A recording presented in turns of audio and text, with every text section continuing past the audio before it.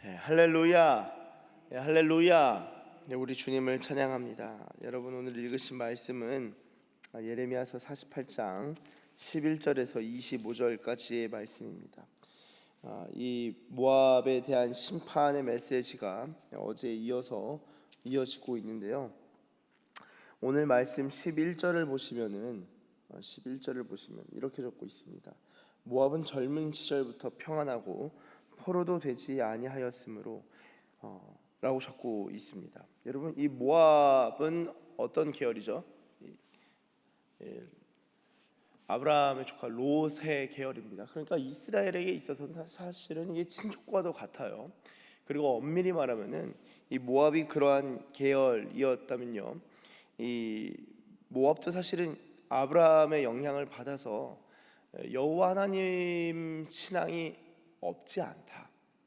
사실은 없지 않고 하나님을 경외하고 하나님을 섬길 수 있는 그런 충분한 어떤 뭐라고 해야 될까요? 그 전통, 그리고 또 윗대로 거슬러 올라가면은 하나님을 경외하는 그런 모습들을 사실 찾을 수 있고, 당장 인근에 이스라엘 유다가 있기 때문에 하나님을 믿고 섬기는 데 있어서 충분히 모압도 그 신앙 가운데로 그 신앙을 받고 그 다음에 유지할 수 있었는데요, 그러지 못했죠. 모압의 신은 그모스였습니다.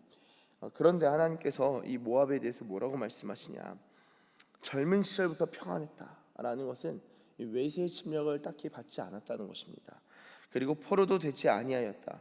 그렇죠. 모압은 포로가 된 적은 없습니다. 물론 모압이 봉신 국가가 돼서 조공을 바친 적은 있습니다. 언제 그런 일이 있었을까요? 사무엘하 8장 2절에 이렇게 적고 있습니다. 다윗이 또 모압을 쳐서 그들로 땅을 엎드리게 하고 줄로 재어 그 두 줄 길이의 사람은 죽이고 한 줄 길이의 사람은 살리니 모압 사람들이 다윗의 종들이 되어 조공을 드리니라. 자, 다윗이 이 열방을 평정해 나아갈 때 그 중에 하나 이제 모압도 사실은 포로가 되거나 뭐 큰 어려움 없이 그냥 이제 조공을 바치는 것으로 마무리가 되는 모습을 볼 수 있고요. 그리고 또한 열왕기 하를로 가 보시면은 열왕기하 3장 4절에 모압 왕 메사는 양을 치는 자라 새끼 양 10만 마리의 털과 순양 10만 마리의 털을 이스라엘 왕에게 바치더니, 자, 다윗 때뿐만 아니라 이후에 그 이스라엘 왕에게 바쳤다라는 것을 이제 볼 수 있고요. 그리고 이어서 4절 이후에 아합이 죽은 후에 모압 왕이 이스라엘 왕을 배반한지라. 그렇게 해서 이제 모압과 관련해서도 이 열왕기 하 3장 초반부에 모압 왕이 이스라엘 왕에게 바쳤다. 그리고 그 전에는 다윗의 종들이 되어서 조공을 드렸다라고는 하지만 평안했고, 사실 그 역사에 있어서는 평안을 계속 어떤 나라의 안정이 있었고, 또한 이제 포로도 되지 아니하는 그런 상황이었습니다. 그것을 비유해서 말하는 것이 술이 그 찢기 위에 있고 이 그릇에서 저 그릇으로 옮기지 않음 같아서 그 맛이 남아 있고 냄새가 변하지 아니하였도다. 여러분, 이런 거죠. 술을 담궈놨어요. 술을 담가는데 그게 오래되는 거예요. 그러면 술맛, 그 와인도 오래 숙성하면은 맛이 좋잖아요. 뭐 맛은 잘 모릅니다만 아무쪼록 그래서 이 모압이 술이 담갔을 때 그 술을 옮기는 것 없이 그냥 계속 푹 거기서 이제 숙성됐다라는 것입니다. 그래서 이 그릇에서 저 그릇으로 옮기지 않은 것 같아서 맛이 남아 있고 냄새가 변하지 아니한 것이 모압이라는 거예요. 자, 그런데 12절 보십시오. 그러므로 여호와께서 말씀하시니라 날이 이르리니 내가 술을 옮겨 담는 사람을 보낼 것이라. 그 누구죠? 바벨론입니다. 지금 하나님 바벨론으로 말미암아 이 세계를 심판하시는 일들을 하시는 거예요. 그들이 기울여서 그 그릇을 비게 하고 그 병들을 부수리니. 자, 그러니까 그 술들을 다 내어 쏟게 하고 심지어 그 병들을 다 부숴버릴 것이다. 그리고 나서 13절 이어서 보시면은 이스라엘 집이 베델을 의뢰함으로 수치를 당한 것 같이 모압이 그 모습으로 말미암아 수치를 당하리로다. 여러분, 이스라엘 집이 왜 베델을 의뢰했다라고 합니까? 여러분, 이 베델은요, 사실 이 북이스라엘 백성들에게 있어서 베델은 굉장히 중요한 이 성지 순례 코스였습니다. 순례지였죠. 베델은 아주 중요한 곳이었고, 그리고 이 베델 이 제사장 중에서도 베델의 제사장은 특별한 위치에 있었는데요. 여러분, 이 지역이 이제 베델이 여로보암 시대 때부터 굉장히 그 중요한 지역으로 각광받기 시작했고요. 그런데 이 베델을 의뢰했다라는 말을 이 뭔 말인가라고 생각해 볼 때 베델에서 뭘 했냐? 금송아지 숭배했습니다. 금송아지. 그러니까 북이스라엘이 한 일이 뭐냐면은 이 금송아지 숭배한 거예요. 금송아지. 그렇죠? 금송아지를 숭배함으로 수치를 당하게 되는데 모압은요 금오스 때문에 수치를 당한다라고 하고 있습니다. 여러분, 이 생각해 보세요.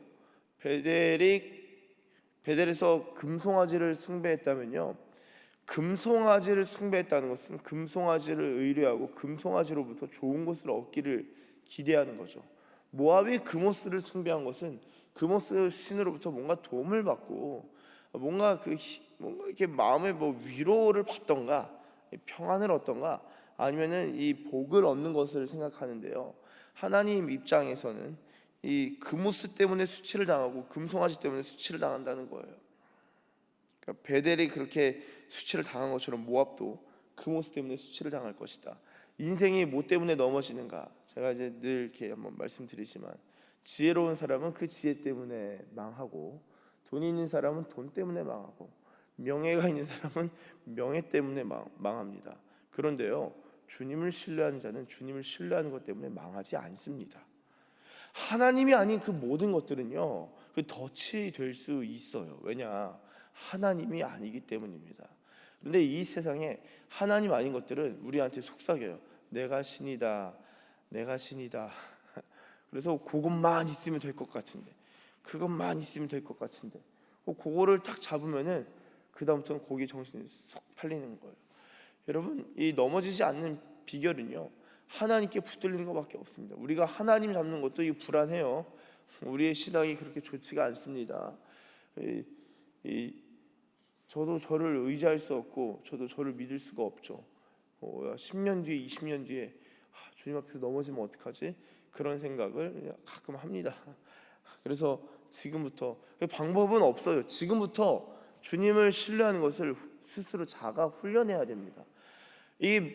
저도 답이 없어요. 저도 제가 가끔 수요 예배 어제 드릴 때 제가 이렇게 너무 이렇게 마음에 기쁨이 있고 뭐 찬양팀 좋다고 한 게 왜 그러냐면요, 이 예배 자리에 있기 때문이에요. 예배 자리. 이제 저도 이제 말씀을 듣고 하다 보면은 좋아요. 말씀을 이렇게 나누고 전하는 것도 귀하고 좋은 일이지만 듣는 것도 참 좋습니다. 때로는 이렇게 편하잖아요. 그러니까 저도 이제 말씀을 듣고 은혜를 받을 때 너무 좋고 예배 드릴 때 참 기쁨이 있는데, 여러분, 이 주님을 신뢰하는 것도요 훈련이 필요한 거예요. 그래서 그런 말을 하죠. 우리의 자아가 죽는 것. 여러분, 자아가 죽는 것이 어떤 말입니까? 자아가 죽는 것. 어떻게 하면 자아가 죽는 것입니까? 자아가 죽으면 어떻게 됩니까? 이 자아가 죽는 것이요, 한번 갈라디아서 한번 가볼까요? 갈라디아서 5장 한번 가보겠습니다. 갈라디아서 5장.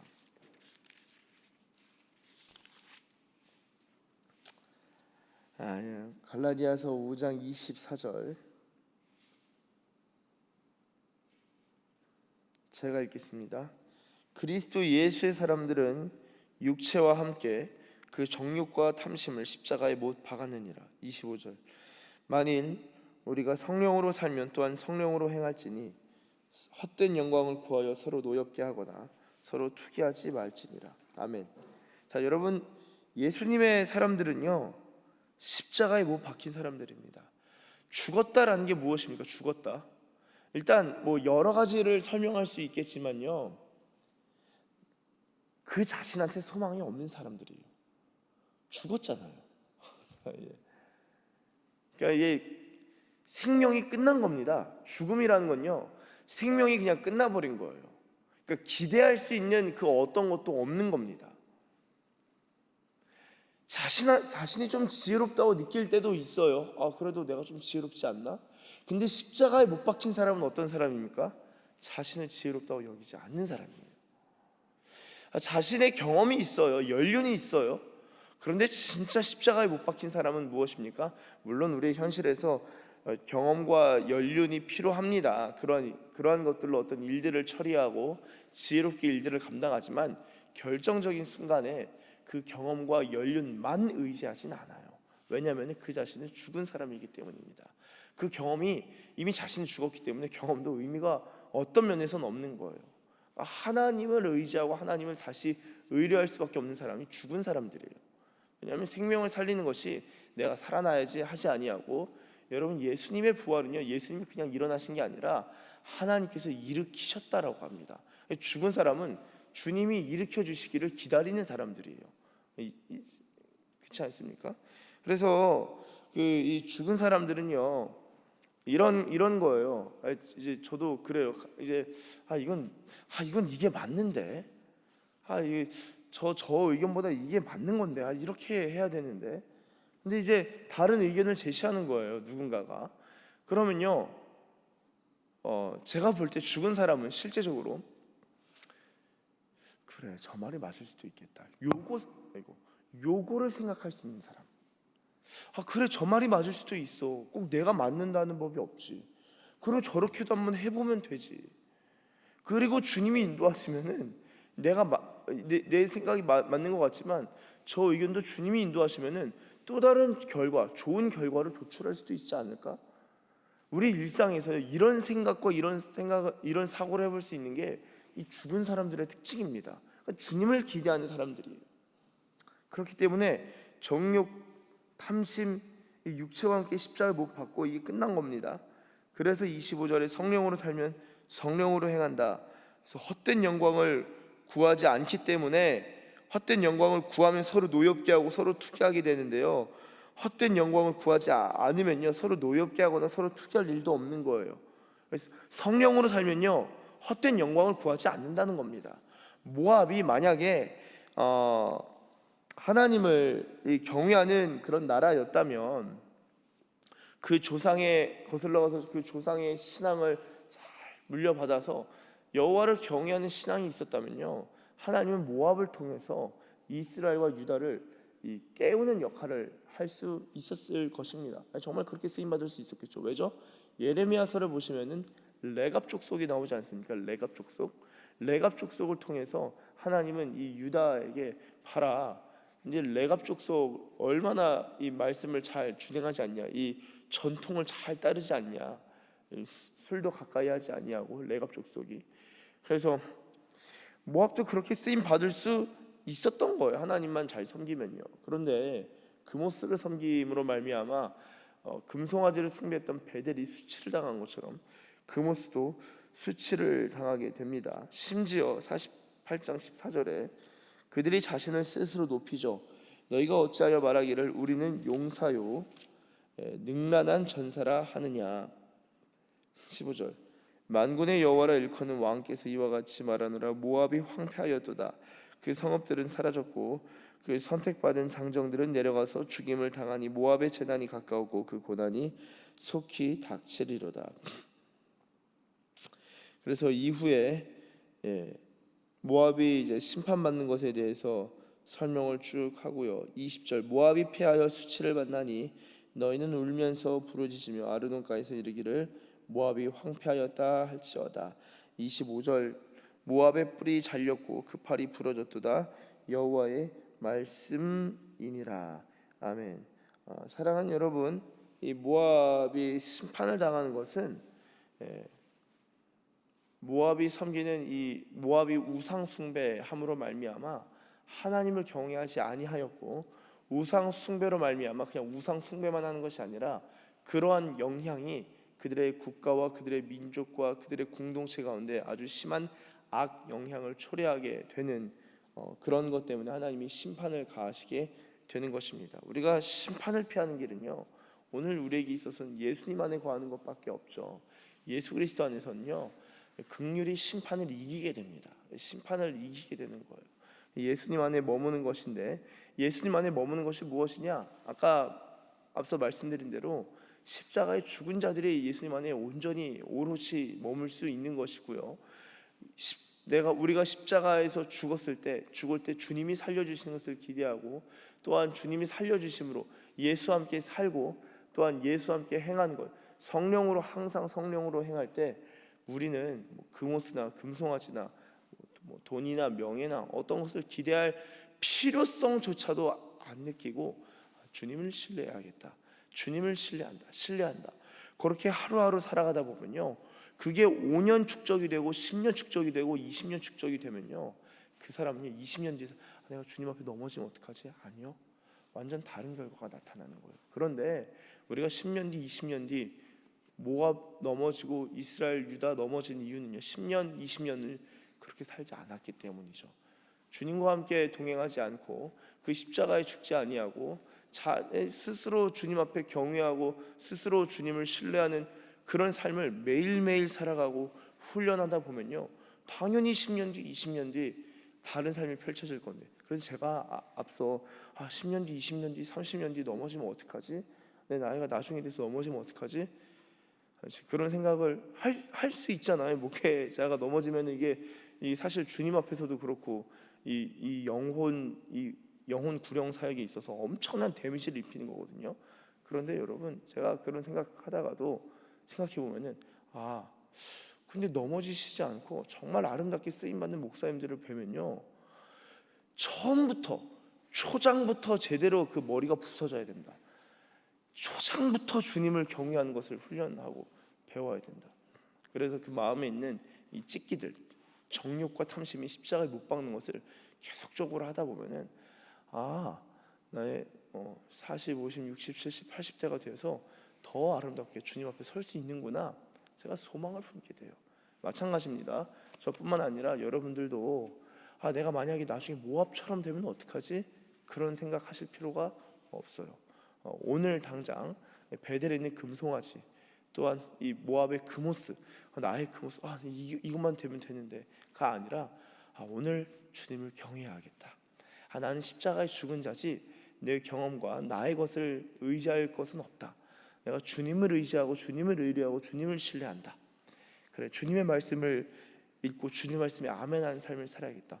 그렇게 하루하루 축적되다 보면요, 그런 삶을 살다 보면은 주님이 내가 주님 안에서 죽었습니다 하는 사람을요, 주님 찾아내셔서 그 사람 살려주시는 거예요.